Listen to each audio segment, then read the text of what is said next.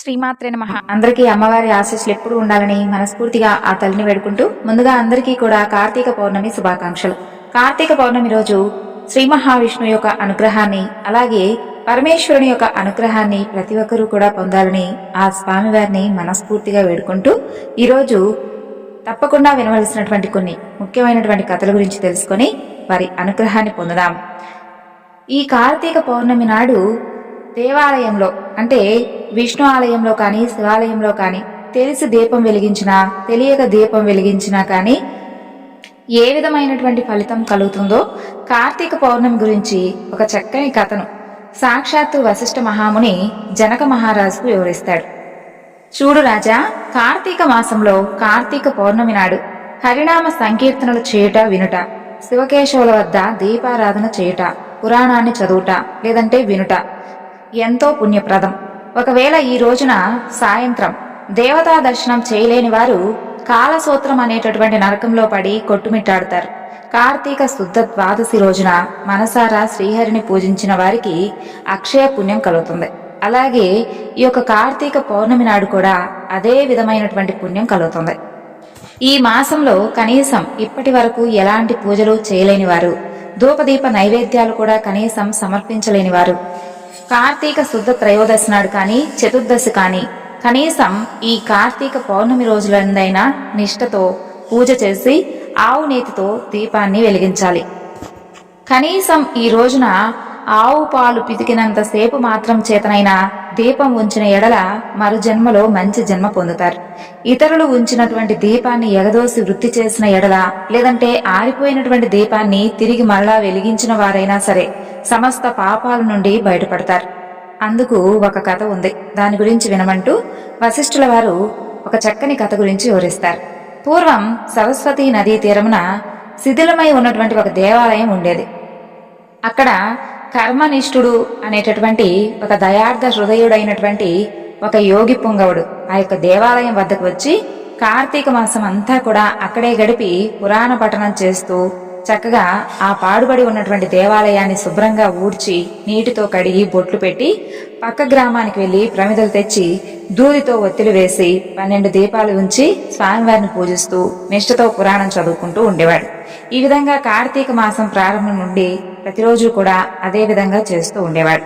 ఒక రోజున కార్తీక పౌర్ణమి నాడు ఒక మూషికము ఆ యొక్క దేవాలయంలోకి ప్రవేశించి నలుమూలలో వెతికి తినడానికి దానికి ఏమీ కూడా దొరకనందున అక్కడ ఆరిపోయి ఉన్నటువంటి ఒక ఒత్తిని చూసి అదేమైనా తినేదేమోనని చెప్పి అనుకుని దానిని నోట కరుచుకుని పక్కనున్నటువంటి ఒక దీపం వద్ద ఆగుతుంది. ఆ విధంగా ఆ యొక్క మూషికం నోట కరిచి ఉన్నటువంటి ఆ ఒత్తి చివరకు అగ్ని అంటుకుని ఆరిపోయినటువంటి ఆ ఒత్తి కూడా వెలిగి వెలుతురు వస్తుంది. అది కార్తీక మాసం అవడం వలన, అందులోనూ విశేషించి కార్తీక పౌర్ణమి అవడం వలన శివాలయంలో ఆరిపోయినటువంటి ఒత్తి ఈ ఎలుగు వలన ఎలుగడం వలన దాని పాపాలన్నీ కూడా హరించుకుపోయి అది గొప్ప పుణ్యం పొందింది. వెంటనే దాని రూపం మారిపోయి అది మానవ రూపంలో నిలబడింది. ఇక ధ్యాన నిష్టలో ఉన్నటువంటి ఆ యోగి పుంగవుడు తన కళ్ళు తెరిచి చూడగా పక్కనే ఉన్నటువంటి మానవుడు నిలబడి ఉండడం గమనించి, పోయి అసలు నీవెవరు, ఎందుకిలా నా ముందు నిలబడి ఉన్నావు అని ప్రశ్నిస్తాడు. అప్పుడు ఆ మానవుడు, ఆర్యా, నేను ఒక మూషికాన్ని. రాత్రి నేను ఆహారం కోసం వెతుక్కుంటూ ఈ దేవాలయంలోకి ప్రవేశించి ఇక్కడ నాకు ఏమీ దొరకనందున నెయ్యి వాసనలతో ఉన్నటువంటి ఆరిపోయినటువంటి ఒక ఒత్తిని అదేదో తినేటటువంటి పదార్థం అని చెప్పి భావించి దానిని నోట కరుచుకొని పక్కనున్నటువంటి దీపం చెంత నిలబడి ఉన్నాను. అలా నిలబడి ఉండగా నా అదృష్టం కొద్దీ ఆ ఒత్తి వెలగడం వలన నేను చేసినటువంటి పాపాలన్నీ కూడా పోయినందువలన కాబోలు వెంటనే నా పూర్వజన్మ నేను ఎత్తాను. కాబట్టి ఓ మహానుభావ, నేను అసలు ఎందుకు ఈ మూషిక జన్మ ఎత్తవలసి వచ్చిందో దానికి కలిగినటువంటి కారణం ఏమిటో మీకు తెలిస్తే చెప్పండి అంటూ ఆ యొక్క మానవుడు కోరుకుంటాడు. అప్పుడు ఆ యొక్క యోగీశ్వరుడు ఎంతో ఆశ్చర్యపడి తన యొక్క దివ్య దృష్టితో సర్వము కూడా తెలుసుకొని, ఓయి, కిందటి జన్మలో నీవు బ్రాహ్మణుడవు, నిన్ను బాహ్లీకుడు అనేటటువంటి పేరుతో పిలిచేవారు. నీవు జైనమత వంశానికి చెందినవాడు.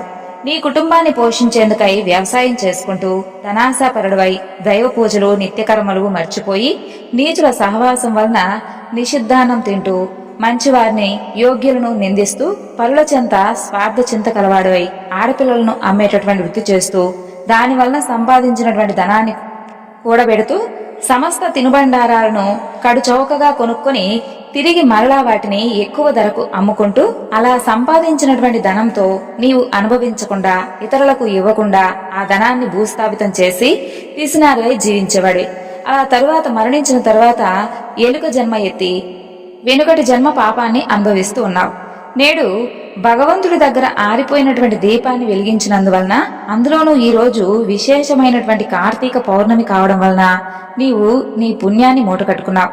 దానివలన నీకు మరలా తిరిగి పూర్వజన్మ ప్రాప్తించింది. కాబట్టి నీవు ఇంకేమీ కూడా ఆలోచించకుండా నీ గ్రామానికి వెళ్లి ఎక్కడైతే నీ యొక్క పెరటి యందు నువ్వు పాతి పెట్టావో ఆ ధనాన్ని అంతా కూడా తవ్వి ఆ యొక్క ధనంతో దాన ధర్మాలు చేసి భగవంతుణ్ణి ప్రార్థించుకుని మోక్షాన్ని పొందు అంటూ అతనికి నీతులు చెప్పి పంపిస్తాడు ఆ యొక్క యోగి పుంగవుడు. విన్నావా రాజా? కార్తీక పౌర్ణమి నాడు తెలియక వెలిగించినటువంటి దీపం వలన ఒక మూషికానికి కలిగినటువంటి స్థితి గురించి తెలుసుకున్నావు కదా.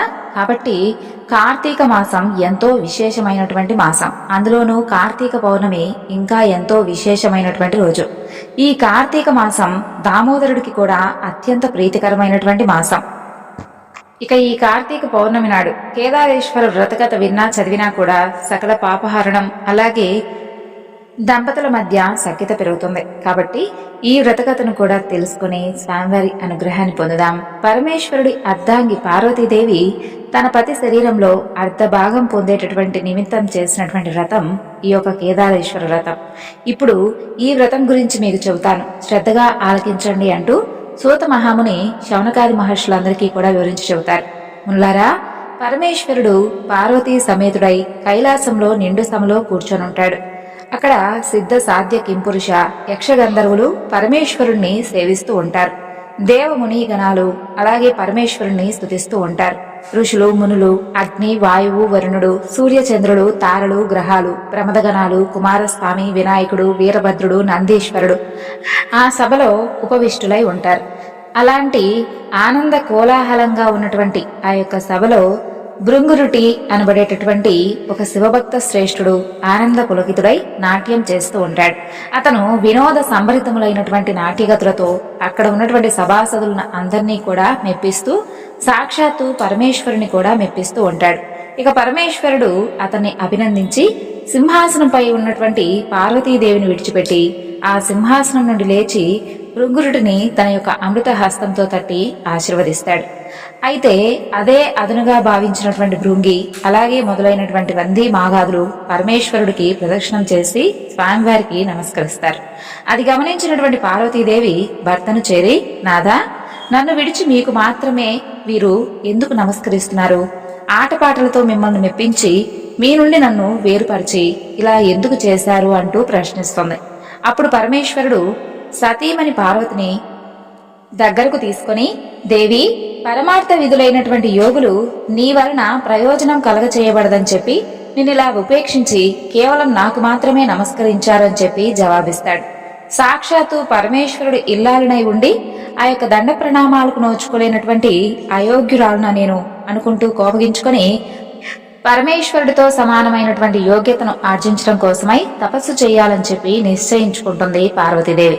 అలా కైలాసాన్ని విడిచిపెట్టి గౌతముని యొక్క ఆశ్రమానికి వస్తుంది. అక్కడ ఉన్నటువంటి ఆ ఆశ్రమవాసులందరూ కూడా ఆమెను చూసి అతిథి మర్యాదలు చేసి, తల్లి, నీవెవరు? ఎక్కడి నుండి వచ్చావు? ఎవరి దానవు? నీ రాకకు కలిగినటువంటి ఆంతర్యమేమిటి అంటూ పార్వతీదేవిని ప్రశ్నిస్తారు. వారి ప్రశ్నలకు పార్వతీదేవి ఎంతో ఆనందించి యజ్ఞ యాగాది క్రతువులచే పునీతమైనటువంటి ఈ యొక్క గౌతముని ఆశ్రమంలో నియమ నిష్ఠాగరిష్ఠులై ఉన్నటువంటి ఓ పుణ్యపురుషులారా, నేను హిమవంతుని పుత్రికను, అలాగే సాక్షాత్తు పరమేశ్వరుడు ఇల్లాల్ని, శివుని సతిగా నా నాదుడితో సమానమైనటువంటి యోగ్యతను పొందగోరి తపస్సు చేయాలని సంకల్పించుకున్నాను. అందు నిమిత్తమై మీ ఆశ్రమానికి వచ్చానని చెబుతుంది పార్వతీదేవి. కాబట్టి ఓ మహర్షులారా, నేను ఆశించినటువంటి ఫలితాన్ని పొంది పరమేశ్వరుడి అర్ధాంగినై తరించడానికి తగినటువంటి వ్రతాన్ని నాకు ఉపదేశించండి అంటూ పార్వతీదేవి వారిని కోరుకుంటుంది. అందుకు గౌతముడు, పార్వతి, నీవు కోరిన విధంగా ఒక ఉత్తమమైనటువంటి వ్రతం అయితే ఉంది. అది కేదారేశ్వర వ్రతం. నీవు ఆ వ్రతాన్ని ఆచరించి మనోభీష్ట సిద్ధిని పొందవలసిందని చెబుతాడు గౌతముడు. ఆ విధంగా వ్రత విధానం గురించి వివరించమంటూ పార్వతీదేవి గౌతముణ్ణి కోరుకుంటుంది. జగజ్జనని ఈ వ్రతాన్ని శుచిగా స్నానాదులను ఆచరించి నిర్మలమైనటువంటి మనసుతో మంగళకరమైనటువంటి ఏకవింశతి దారంతో చేతికి తోరమును ధరించి షోడశోపచార విధులతో పూజను నిర్వహించి ఆ రోజు ఉపవాసం ఉండాలి. మర్నాడు విప్రులకు భోజనం పెట్టి ఆ తరువాత ఆహారాన్ని తీసుకోవాలి. ఇలా వ్రతాన్ని ఆరంభించిన రోజు నుండి అమావాస్య వరకు పూజాక్రమంతో కేదారేశ్వరుణ్ణి ఆరాధించాలి.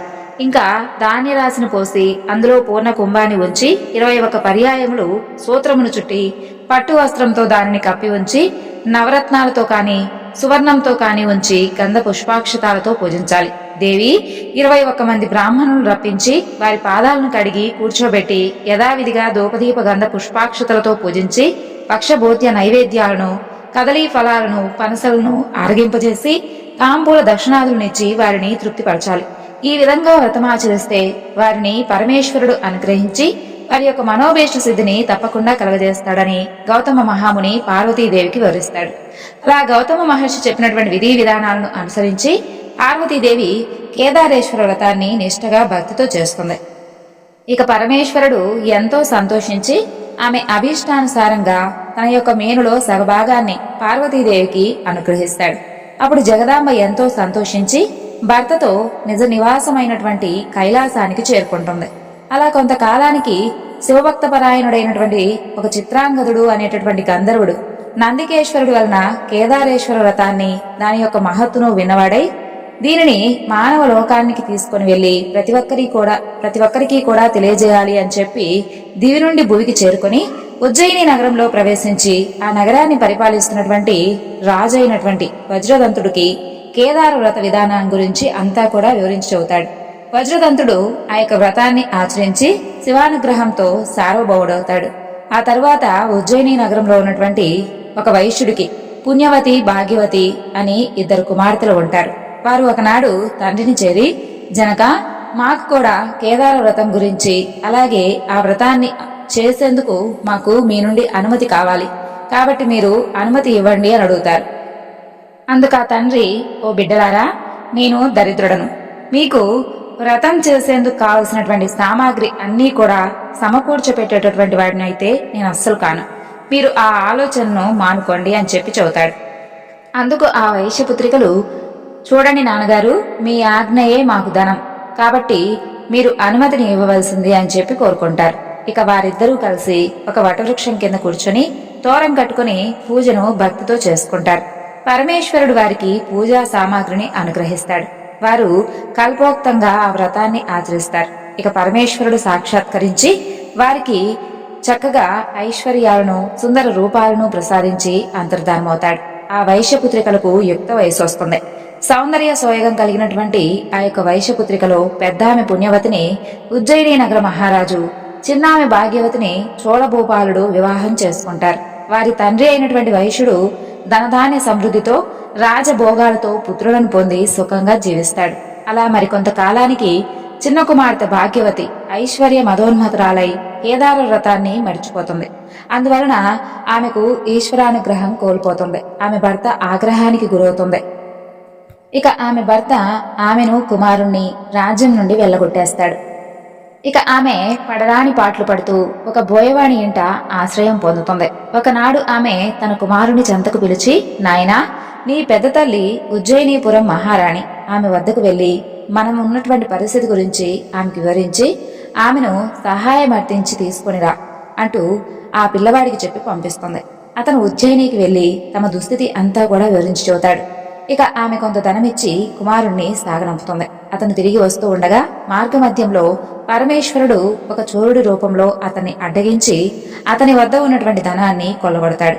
ఇక అతను జరిగిన దానికి ఎంతో విచారించి మరలా పెద్ద తల్లి వద్దకు వెళ్లి జరిగినటువంటి సంగతంతా కూడా వివరించుతాడు. ఆమె మరలా కొంత ధనాన్ని ఇచ్చి పంపిస్తుంది. ఇక ఆ తర్వాత కూడా మరలా ఆ పిల్లవాడు మార్గమధ్యంలో వస్తూ ఉంటే చోరు రూపుడైనటువంటి పరమేశ్వరుడు ఆ సొమ్మును తీసుకుని వెళ్ళిపోతాడు. మరలా అతను పెద్ద తల్లి వద్దకు బయలుదేరగా అంతర్వాహిని నుండి పరమేశ్వరుడు ఈ విధంగా పలుకుతాడు, ఓయి, నీవు ఎన్నిసార్లు నీ పెద్ద తల్లిని అడిగి సొమ్ము తీసుకొచ్చినప్పటికీ నీ తల్లి కేదార వ్రతాన్ని మానివేసింది. ఆ కారణంగా ఆ సొమ్ము మీకు ఎట్టి పరిస్థితిలో కూడా దక్కనివ్వనంటూ హెచ్చరిస్తాడు.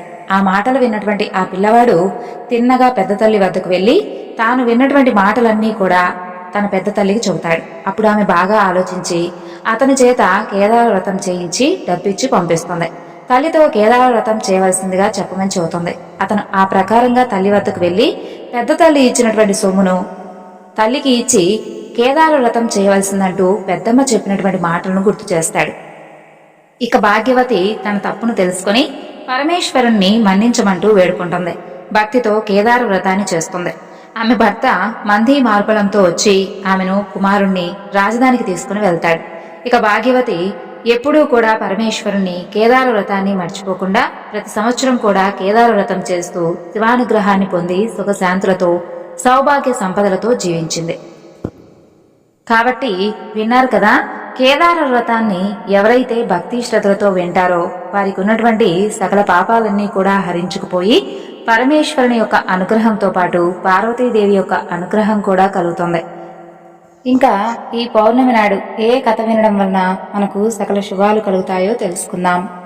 ఒకనాడు శౌనకాది మహామునులందరూ కూడా నైమిషారణ్యానికి వెళ్లి అక్కడ ఉన్నటువంటి సూత మహామునిని దర్శించుకుంటారు. వారు ఆయనతో ఇలా అంటారు: ఓ స్వామి, సకల ఐశ్వర్యాలను, పుత్ర పౌత్రాభివృద్ధిని, మోక్షాన్ని కలిగించేటటువంటి వ్రతం ఏదైనా ఉంటే తెలియజేయండి అని అడుగుతారు. దానికి వారు: ఓ శౌనకాది మహామునులారా, పూర్వం ఇదే ప్రశ్న గురించి నారదుల వారు శ్రీ మహావిష్ణువును అడిగారు. ఆ విశేషాలు ఇప్పుడు మీకు చెప్పబోతున్నాను, శ్రద్ధగా ఆలకించండి అని అంటారు.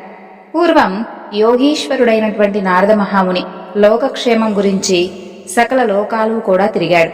అన్ని చోట్ల అందరూ సంతోషంగానే ఉన్నారు. కానీ భూప్రపంచంలో మనుష్యలోకంలో మాత్రం అందరూ కూడా ఏవో కొన్ని బాధలు పడటం గమనిస్తూ ఉంటాడు నారద మహర్షి. ఆ దుఃఖం మనసుకు సంబంధించిందే కావచ్చు, శరీరానికి సంబంధించింది కావచ్చు, ధనధాన్యాల కోసం కావచ్చు. ఇక కారణం ఏదైతేనేమి దుఃఖ శాతం మాత్రం చాలా ఎక్కువగా కనిపించింది. అయితే అదంతా చూసినటువంటి నారదుల వారు చాలా విచారించి అందుకు తక్షణ కర్తవ్యం కోసమై సరాసరి శ్రీ మహావిష్ణువు దగ్గరకు వెళ్ళాడు.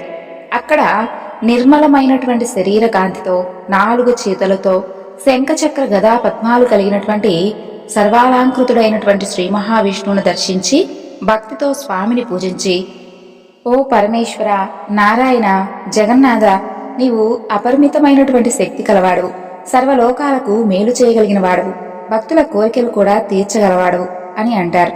అప్పుడు స్వామివారు, భక్త, ఏమిటి నీ కోరిక అని అడుగుతాడు. దానికి నారదుల వారు, ఓ భగవంతుడా, మానవ లోకంలో ప్రతి ఒక్కరూ కూడా ఏదో ఒక విధంగా బాధపడుతూ ఉన్నారు. ఒక్కరు కూడా నాకైతే సంతోషంగా కనిపించలేదు. వాళ్ళ కష్టాలు తీరే మార్గమే లేదా స్వామి? నువ్వు తలుచుకుంటే వారికి తరుణోపాయం చూపించలేవా? నా మీద నీకు ఏమాత్రం దయ ఉన్నా వాళ్ల మీదకు ఆ యొక్క కృపారసాన్ని విస్తరించు అని అడుగుతాడు. ఇక నారదముని యొక్క దయాగుణానికి సంతోషించి ఆ దేవదేవుడు, ఓ నారద, లోక శ్రేయస్సుకు నువ్వు చాలా మంచి చేయదలుచుకున్నావు. మరి నేనెందుకు నీకు సహాయపడను చెప్పు? మానవులు తలుచుకోవాలే కాని వారి కష్టం చిటికలో తొలగిపోయేటటువంటి వ్రతం ఉంది. ఎంతో పుణ్యాన్ని కలిగించేటటువంటి, కష్టాలను నివారించేటటువంటి గొప్ప వ్రతం. దాని పేరే సత్యనారాయణ వ్రతం. దానిని యథావిధిగా ఆచరిస్తే ఇహలోకంలో సర్వసుఖాలు, పరలోకంలో మోక్షము రెండూ కలుగుతాయంటాడు. స్వామి, మరి ఆ వ్రతఫలం ఎలాంటిది? దాని విధానం ఏమిటి? ఇంతకు ముందు ఎవరు చేశారు? ఎప్పుడు చేయాలి? ఇవన్నీ కూడా వివరంగా తెలియజేయండి అని అడుగుతాడు. అప్పుడు శ్రీహరి దీనిని ఆషాఢంలో కాని, కార్తీకంలో కాని, మాఘమాసంలో కాని, వైశాఖంలో కాని, ఏకాదశి రోజు కాని, పౌర్ణమి నాడు కాని, సూర్య సంక్రమణ రోజు చేస్తే చాలా శ్రేష్టం. అలాని కేవలం ఈ రోజుల్లోనే చేయాలనే లేదు. ఏ రోజైనా, ఏ నెలలో అయినా, ఏ సంవత్సరంలో అయినా చేసుకోవచ్చు. నెలకొకసారి చేసుకోవచ్చు, సంవత్సరానికి ఒకసారి చేసుకోవచ్చు. కాబట్టి దేవతలందరికీ కూడా ప్రభు అయినటువంటి ఓ భగవంతుడా శ్రీహరి, నీ యొక్క ప్రీతి కోసమై నేను సత్యనారాయణ వ్రతం చేయబోతున్నాను. ఓ లక్ష్మీపతి, నాపై నీవు ప్రసన్నుడు కమ్ము. నీ ప్రీత్యర్థం సత్యనారాయణ వ్రతం చేయగలను అనుకుంటూ భక్తి శ్రద్ధతో సాయంకాలం వరకు ఉపవసించి మరలా స్నానం చేసి ఈ వ్రతాన్ని మొదలు పెట్టాలి. ఇక పూజా గృహాన్ని శుద్ధి చేసి పిండితో ముగ్గులు వేసి ఒక పీటపై అంచు కలిగినటువంటి కొత్త తెల్ల తువాలను పరవాలి. దాని మీద బియ్యం పోసి కలస పాత్ర పెట్టి దాని మీద కొబ్బరికాయ ఉంచి దాని మీద రవికెల గుడ్డ ఉంచాలి. ఆ పీటపై బియ్యం మధ్యలో సత్యనారాయణ స్వామి ప్రతిమను చేయించి పెట్టాలి. కుదరని వారు ఫోటో పెట్టి పూజ చేయవచ్చు. సత్యనారాయణ స్వామికి పంచామృత స్నానం చేయించి మండపంపై ఉంచాలి. వినాయకుడు, లక్ష్మీదేవి, విష్ణువు, పార్వతీ పరమేశ్వరులు, సూర్యాది నవగ్రహాలు, ఇంద్రుడితో సహా మొదలైన అష్టదిక్పాలకులు ఈ స్వామికి అంగదేవతలు కాబట్టి ముందుగా వారిని పూజించాలి. తర్వాత వినాయక పూజతో ప్రారంభించి చక్కగా లోకపాలకులను 5 ప్రతిష్ఠించి నిర్మలమైనటువంటి మనసుతో పూజించాలి. దీనికి జాతి, మత, కుల విభేదాలంటూ లేవు. ఏ వర్ణం వారైనా చేయవచ్చు. స్త్రీలు కూడా ఈ వ్రతాన్ని చేయవచ్చు నారదా. ఈ వ్రతం అన్ని రకాల సంపదలను ఇస్తుంది, దుఃఖాలను తొలగిస్తుంది, ధనం వృద్ధి చెందేలా చేస్తుంది, పుత్ర పౌత్రాభివృద్ధి కలిగించేలా చేస్తుంది, వేల సకల సౌభాగ్యాలు కలుగుతాయి అంటాడు. ఒక మంచి రోజు చూసి బంధుమిత్రులందరినీ పిలిచి పంచభక్ష పరమాణాలు పెట్టి చక్కగా పూలు, ఫలము, భక్తి శ్రద్ధతో పూజను జరిపించి బ్రాహ్మణులకు దక్షిణ తాంబూలాలిచ్చి బంధుమిత్రులకు విందు భోజనాలు పెట్టి ప్రసాదం తాను తిని ఇతరులకు పెట్టాలి. ఇలా చేస్తే వాళ్ళు కోరినటువంటి కోరికలు తప్పకుండా తీరుతాయి. ఈ వ్రతం విశేషంగా కలియుగంలో ఎంతో గొప్ప ఫలితాన్ని ఇస్తుందంటూ శ్రీ మహావిష్ణువు నారదుల వారికి చెప్పినట్లుగా సూత మహాముని శౌనకాది మహాములందరికీ కూడా వివరించి చెబుతాడు. ఇక ఓ ఋషులారా, పూర్వం ఈ వ్రతాన్ని ఎవరు ఆచరించారో కూడా చెప్తాను వినండి అంటూ ఈ విధంగా చెప్తాడు. కాశీ పట్టణంలో ఒక బీద బ్రాహ్మణుడు ఉండేవాడు. తినడానికి సరైనటువంటి తిండి లేక చాలా బాధపడుతూ ఉండేవాడు. అతని బాధ చూసి జాలిపడి శ్రీహరి ఒక ముసలి బ్రాహ్మణుడి రూపంలో ప్రత్యక్షమై అతని కష్టాలేమిటో చెప్పమని అడుగుతాడు. అప్పుడు ఆ బ్రాహ్మణుడు తన పేదరికం తొలగిపోయే మార్గం చెప్పమని వేడుకుంటాడు. దానికి శ్రీహరి సత్యనారాయణుడనేటటువంటి పేరు కలిగిన శ్రీ మహావిష్ణువును కనుక పూజిస్తే సకల కోరికలు తీరుస్తాడు, సమస్త దుఃఖాలు తొలగిస్తాడు. నీవు కనుక ఆ వ్రతం చేస్తే తప్పకుండా నీకున్నటువంటి బాధలన్నీ తొలగిపోతాయి అని చెప్పి ఆ వ్రతం చేయమని ఆ యొక్క వ్రతం వివరాల గురించి అన్నీ కూడా చెప్పి అక్కడికక్కడే అంతర్ధానమవుతాడు. ఇక ఆ రాత్రి ఆ బ్రాహ్మణుడు నిద్రపోకుండా వ్రతం చెయ్యాలనేటటువంటి సంకల్పంతో మేల్కొని ఉండి మర్నాడు ఉదయాన్నే భిక్షాటనకై బయలుదేరతాడు. అయితే ఆశ్చర్యకరంగా రోజు కన్నా చాలా ఎక్కువ ధనాన్ని సమకూరేలా అతను చక్కగా సమకూర్చుకొని ఇంటికి వస్తాడు. దాంతో బంధుమిత్రులందరినీ కూడా పిలిచి వ్రతం చేస్తాడు. ఆ దేవదేవుడు చెప్పినట్లుగానే అతని కష్టాలన్నీ కూడా తొలగిపోయి సర్వ సంపదలకు అధికారి అవుతాడు. అప్పటి నుండి అతను ప్రతి నెలా ఈ వ్రతం చేసి అన్ని పాపాల నుండి విముక్తి పొంది దుర్లభమైనటువంటి మోక్షాన్ని పొందాడు. కాబట్టి ఈ వ్రతాన్ని ఏ మానవుడు చేస్తాడో అతనికి సర్వ దుఃఖాలు కూడా తొలగిపోతాయి. అయితే ఈ బ్రాహ్మణుడి వలన విని వేరే ఎవరు చేశారో తెలియజేయమంటూ శౌనకాది మహాములందరూ కూడా సూత మహర్షుల వారిని వేడుకుంటారు. అప్పుడు సూత మహర్షుల వారు ఇలా చెబుతారు. ఆ బ్రాహ్మణుడు యథావిధిగా వ్రతం విడవకుండా చేస్తూ ఉండగా ఒకనాడు ఒక కట్టెలమ్మేటటువంటి అతను అక్కడికి అనుకోకుండా వస్తాడు. అతనికి బాగా దాహం వేసి నీళ్లు అడుగుదామనొస్తే అక్కడ ఏదో పూజ జరుగుతూ ఉండడం చూసి ఆ బ్రాహ్మణుణ్ణి ఆ యొక్క పూజా విశేషం ఏమిటో చెప్పమని అడుగుతాడు. అప్పుడు ఆ బ్రాహ్మణుడు తన యొక్క కథంతా కూడా వివరంగా తెలియజేసి ఎలా కష్టాలు తొలగిపోయాయో చెప్పేసరికి ఆ కట్టెలమ్మే అతనికి ఆ వ్రతం మీద బాగా గురి కుదురుతుంది. ఆ వ్రతం అయ్యే వరకు అక్కడే ఉండి తీర్థ ప్రసాదాలు తీసుకుని వెంటనే తను కూడా చెయ్యాలని చెప్పి సంకల్పించుకుంటాడు. అలా ఆ కట్టెలమ్మేటటువంటి డబ్బు ఎంత వస్తే అంతలో చేస్తానని చెప్పి మనసులో అనుకుంటాడు. అనుకోవడమే తడవుగా ఎప్పటికన్నా రెట్టింపు ధనం వస్తుంది. అతను కూడా బంధుమిత్రులతో కలిసి ఈ వ్రతాన్ని ఆచరించాడు. నిర్మలమైనటువంటి మనసుతో మంచి అరటిపళ్ళు, చక్కెర, నెయ్యి, పాలు, గోధుమ పిండి ఇలా మొదలైనటువంటి వాటిని సేకరించుకొని వచ్చి భక్తితో వ్రతాన్ని ఆచరించి నైవేద్యం పెట్టాడు.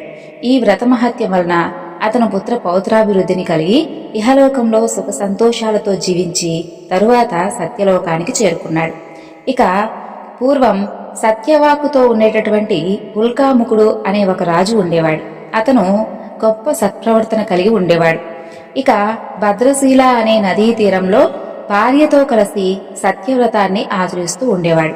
అలా వ్రతం చేస్తూ ఉండగా అక్కడికి వ్యాపారం చేసేటటువంటి ఒక వైశ్యుడు వచ్చి, ఓ రాజా, మీరు చేస్తున్నటువంటి ఈ యొక్క వ్రతం ఏమిటి, దీని ఫలితం ఏమిటి అని అడుగుతాడు. అప్పుడు ఆ రాజు వివరంగా అంతా కూడా ఈ వ్రత విధానం చెప్పి, నాకు పిల్లలు లేరు, పిల్లలు కలగడానికి చేస్తున్నానని చెప్పగానే ఆ వైశ్యుడు, రాజా, మరి నాకు కూడా సంతానం లేదు, నేను కూడా ఈ వ్రతాన్ని చేస్తానంటూ ఆ రోజు ఇక వ్యాపారానికి స్వస్తి చెప్పి తొందరగా ఇంటికి వెళ్లి భార్య అయినటువంటి లీలావతికి ఆ విషయం గురించి చెబుతాడు. తనకి ఎప్పుడైతే సంతానం కలుగుతుందో అప్పుడే ఈ వ్రతాన్ని ఆచరిస్తానని చెప్పి మనసులో మొక్కుంటాడు.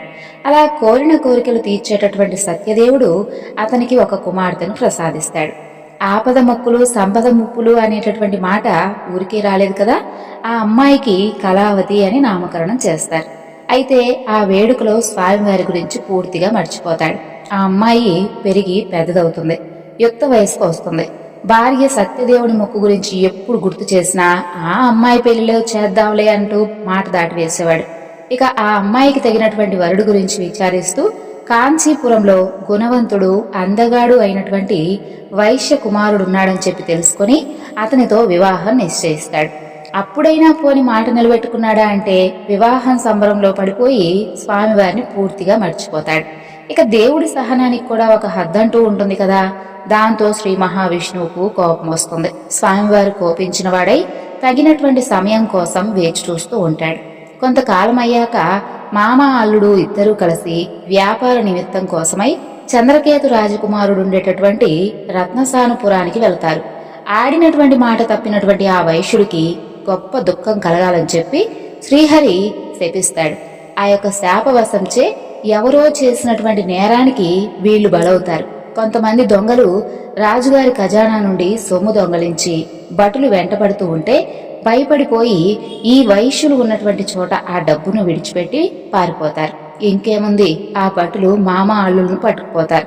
రాజువారిని భయంకరమైనటువంటి కారాగృహంలో బంధించి వాళ్ళ డబ్బంతా కూడా స్వాధీనపరుచుకుంటాడు. వాళ్ళ కష్టాలు అక్కడితోనే ఆగిపోలేదు. సత్యనారాయణ స్వామి వారు శాపవశాన ఇక్కడ ఇంటి దగ్గర ఉన్నటువంటి పరిస్థితి కూడా బాగా విషమించిపోతుంది. ఇంట్లో దొంగలు పడి సొమ్మంతా కూడా అపహరించుకుపోతారు. తినడానికి తిండి లేక, సరైనటువంటి ఆరోగ్యం లేక ఇల్లు తిరిగి డబ్బు సంపాదించి బ్రతుకుతూ ఉండేవారు. అయితే అలా తిరుగుతూ ఉండగా కళావతి ఒకరోజు ఒకరింట్లో సత్యనారాయణ స్వామి వారి వ్రతం చేస్తూ ఉంటే చూసి చివరి వరకు అక్కడే ఉండి తీర్థ ప్రసాదాలు తీసుకొని ఇంటికి వస్తుంది. ఆలస్యంగా ఇంటికి చేరినటువంటి తన కూతుర్ను ముందు విషయం ఏమిటనేది తెలుసుకోకుండా నానా దుర్భాషలాడుతుంది తల్లి. తర్వాత విషయం తెలుసుకుని తన తప్పు తెలుసుకుంటుంది. అంతేకాకుండా తాము మరిచిపోయినటువంటి సత్యదేవుని వ్రతం ఇప్పటికైనా చేయాలని చెప్పి నిశ్చయించుకొని భర్త అల్లుడి రాక కోసం ఆగకుండా వెంటనే బంధుమిత్రులతో కూడి ఆ వ్రతం నిష్ఠగా చేసి భక్తిగా దేవుణ్ణి వేడుకుంటుంది. తన భర్తను అల్లుణ్ణు క్షేమంగా ఇంటికి చేర్చమంటూ కోరుకుంటుంది. పశ్చాత్తాపానికి మించినటువంటి శిక్ష లేదని లీలావతి పశ్చాత్తాపానికి భక్తి శ్రద్ధలకు కరిగిపోయినటువంటి సత్యదేవుడు వెంటనే తగినటువంటి చర్య తీసుకుంటాడు. ఇక సత్యదేవుడు చంద్రకేతు మహారాజు కలలో కనిపించి ఆ వైశ్యులు అమాయకులని వాళ్లను విడుదల చేసి వాళ్ళ డబ్బులు వాళ్ళకి ఇమ్మంటూ, అలా చేయనటువంటి పక్షంలో అతనికి రాజ్య నష్టం, పుత్రశోకం, ధన నష్టం కలుగుతుందని చెబుతాడు. సత్యదేవుడు కోరినటువంటి రీతిగా ఆ రాజు మర్నాడు నిండు కొలువులో తన యొక్క స్వప్న వృత్తాంతం అంతా కూడా తెలియజేసి ఆ వైశ్యులను చెర నుండి విడిపిస్తాడు. ఆ వైశ్యులకు ఇంక భయం లేదని, దైవవశం వలన ఈ దుఃఖం కలిగిందని చెప్పి వాళ్లకు స్నానపానాదులు చేయించి మంచి బట్టలిచ్చి వాళ్లకు మరింత రెట్టింపు ధనాన్నిచ్చి వెళ్ళిరమ్మంటూ ఆశీర్వదించి పంపిస్తాడు. ఇక ఆ రాజు వద్ద సెలవు తీసుకుని ఆ వైశ్యులు తమ ఊరికి తిరుగు ప్రయాణం చేస్తూ ఉంటారు. అయితే వాళ్ళను పరీక్షించాలని చెప్పి సత్యనారాయణ స్వామివారు త్రిదండి సన్యాసి వేషధారి అయి వచ్చి మీ ఓడలో ఏముందని చెప్పి వారిని అడుగుతాడు.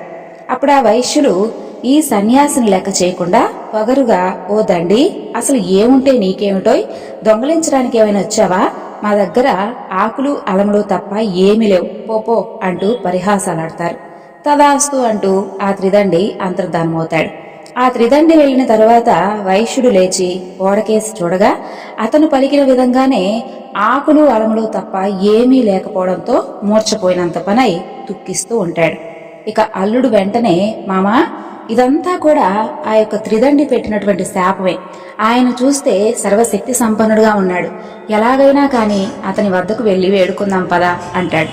అలాగే అని చెప్పి మామ అల్లుడు ఇద్దరూ కూడా త్రిదండిని వెతుకుతూ వెళ్లి ఆయన్ను చూసి వినయంగా ఆయన ముందు మోకరిల్లి తెలియక చేసినటువంటి అపరాధాన్ని మన్నించండి స్వామి అంటూ పదే పదే వేడుకుంటారు.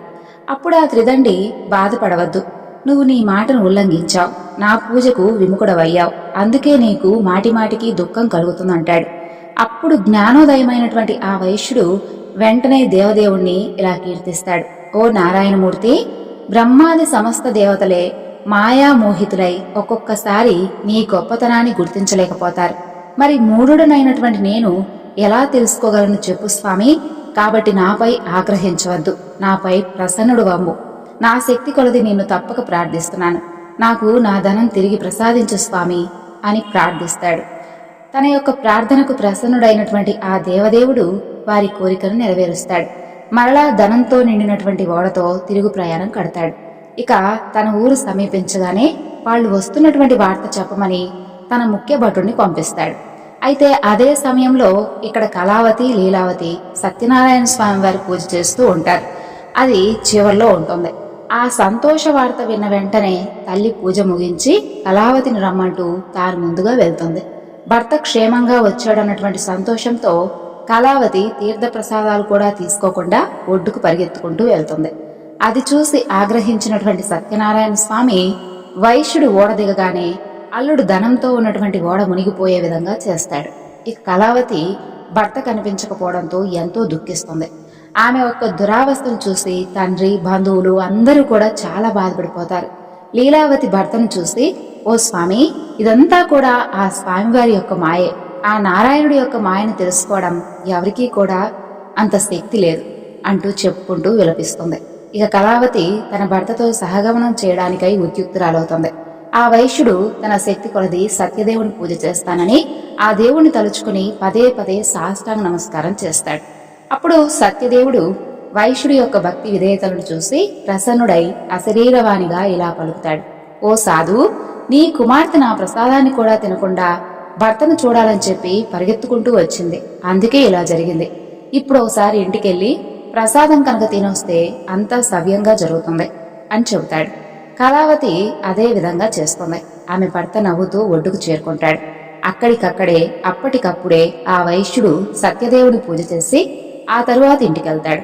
అప్పటి నుండి ప్రతి పౌర్ణమికి, సంక్రాంతికి ఈ వ్రతాన్ని ఆచరించి ఇహపర సుఖాలను పొందుతాడు. ఇక ప్రజారంజకంగా పరిపాలించేటటువంటి రాజ్యాన్ని తుంగధ్వజుడు అనేటటువంటి రాజు ఒకడు పరిపాలిస్తూ ఉండేవాడు. అయితే అతను ఒకనాడు బాగా అలసిపోయి వేటకు వెళ్లి అక్కడ ఒక చెట్టు కింద సేద తీరుతూ ఉంటాడు. అయితే అక్కడ అదే చెట్టు వద్ద కొంతమంది గోపబాలురు ఎంతో భక్తితో సత్యనారాయణ స్వామి వారి పూజ చేసి ఆ తరువాత అక్కడ ఉన్నటువంటి రాజుగారికి భక్తి శ్రద్ధలతో ప్రసాదం తీసుకుని వెళ్లి ఇస్తారు. అయితే వారు కాస్త తక్కువ కులస్తులని చెప్పి వారు ఇచ్చినటువంటి ప్రసాదం భుజించడం ఇష్టం లేక ఆ రాజు వారిచ్చినటువంటి ఆ ప్రసాదాన్ని తినకుండానే తిరిగి తన యొక్క రాజ్యానికి వెళ్ళిపోతాడు. అతని ధిక్కారానికి శిక్షగా అతనికి ఉన్నటువంటి 9 కొడుకులు కూడా మరణిస్తారు. ధన ధాన్యాలన్నీ నశించిపోతాయి. ఆ రాజు తన యొక్క సత్యదేవుని లెక్క చేయకపోవడం వల్ల ఇలా జరిగిందని చెప్పి తెలుసుకొని ఆ యొక్క గోపబాలుడి దగ్గరికి వెళ్ళి వారితో కలిసి సత్యదేవుని పూజిస్తాడు. అప్పుడు అతని 9 కొడుకులను, ధనధాన్యాలను మరలా తిరిగి పొందుతాడు.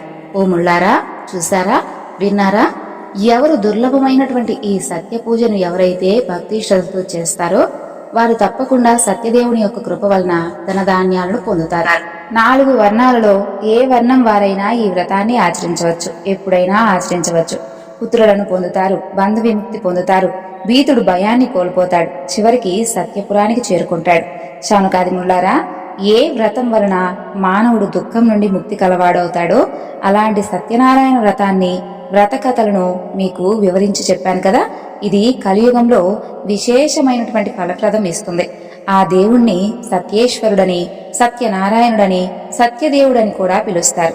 సత్యదేవుడు ఆయా రూపాలను ధరించి భక్తులు కోరినటువంటి కోరికలను తీరుస్తూ సత్యరూపుడు కాగలడు. కాబట్టి ఓ మునిశ్రేష్ఠులారా, ఈ వ్రతాన్ని అసలు ప్రతినిత్యము కూడా ఆచరించేవారైతే ఎవరైతే ఉంటారో వారికి ఉన్నటువంటి సకల పాపాలు కూడా ఆ యొక్క సత్యదేవుని యొక్క కృప వలన నశించిపోయి వారు సత్యలోకానికి చేరుకుంటారు. ఇందులో ఎలాంటి అనుమానం లేదంటూ శౌనకాది మహామునులందరికీ కూడా సూత మహామునుల వారు ఈ యొక్క సత్యనారాయణ స్వామివారి వ్రత కథను అలాగే స్వామివారి పూజా వివరణను ఈ విధంగా తెలియజేశారు. ముఖ్యంగా పౌర్ణమి నాడు తప్పకుండా ఈ కథను ఎవరైతే వింటారో వారికి సకల పాపాలు కూడా హరించుకుపోయి శ్రీహరి యొక్క అనుగ్రహం లభిస్తుంది. మరి ఈ రోజున మనం చెప్పుకున్నటువంటి సత్యనారాయణ స్వామి వ్రతకథలన్నీ కూడా మీ అందరికీ నచ్చాయనుకుంటున్నానండి. మరొక చక్కని వివరణతో మరలా కలుసుకుందాం. అంతవరకు నమస్కారం. సర్వం శ్రీ లలితార్పణమస్తు. స్వస్తి.